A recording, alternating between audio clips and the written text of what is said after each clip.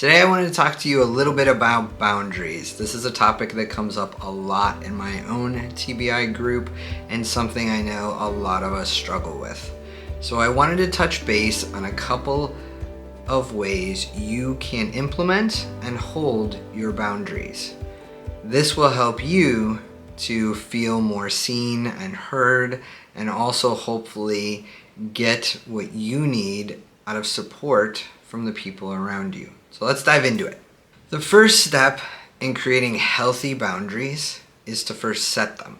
You need to decide what are your boundaries. And that may be something you need to do to simply write out, especially if it's regarding a certain person or a situation. This is going to be a key exercise in creating healthy boundaries for you.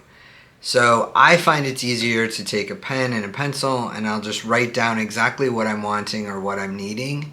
And then I have an idea of what type of boundaries I need to set around myself and also tell other people or doctors or whatever whatever situation you're dealing with and where you know you need better boundaries.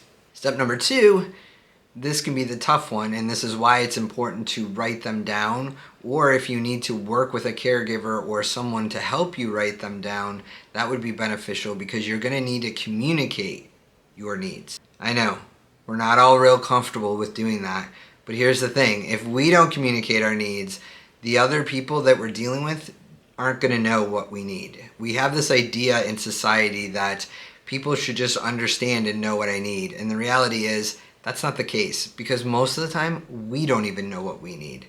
So once you're clear on that, make sure you're communicating with that person or that doctor or your work on exactly what it is you're needing so they know where to meet you. Step number 3, and probably the most important, is to set consequences when your boundaries are broken.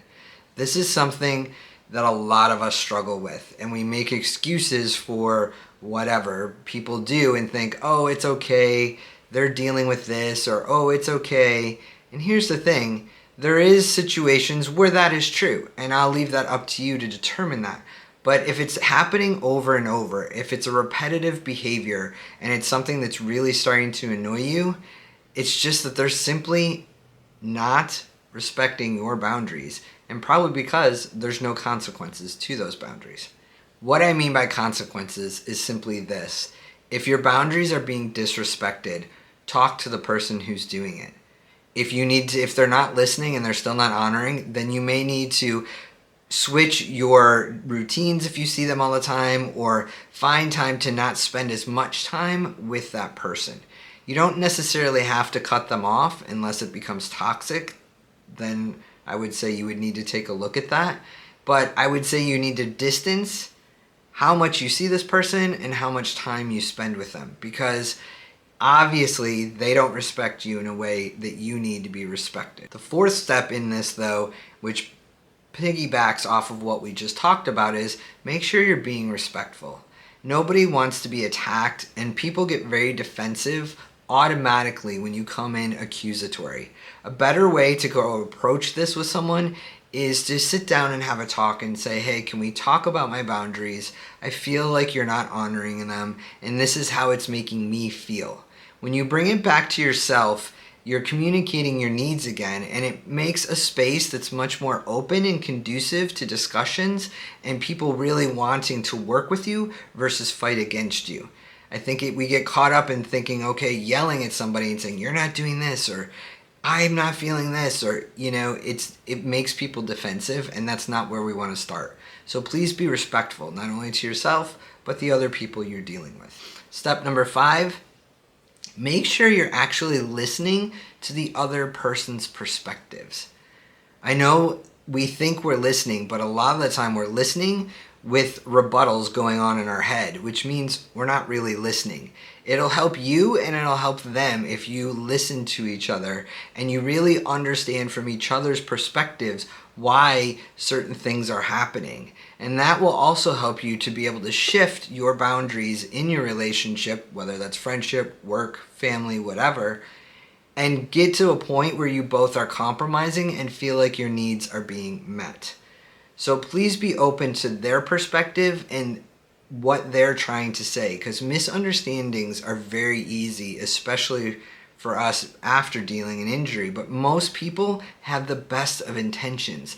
They just don't understand how to deal with us or work with us or handle us, and we need to really help and guide them when we can.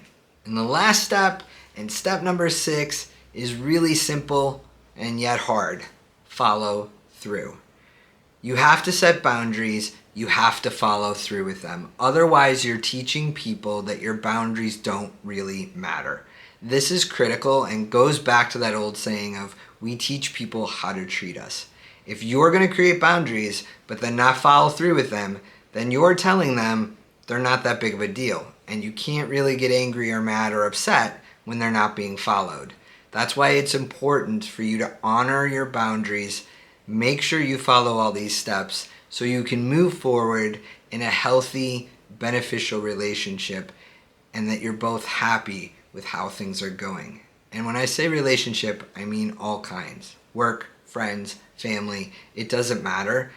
Boundaries are essential in our self-care and our self-healing. If you found this video helpful, please give it a like. I would greatly appreciate it. It helps me know that you guys are enjoying the content, and it helps the YouTube algorithm know who to show these videos to, and it's free, and like I said, it's appreciated. If you'd like to learn more about boundaries and how to expand, check out some of my other videos that I have in my playlist. They would help you also to take this lesson a little bit further. So thank you guys for being here. Sending you all hugs and healing, and I'll see you on the next one.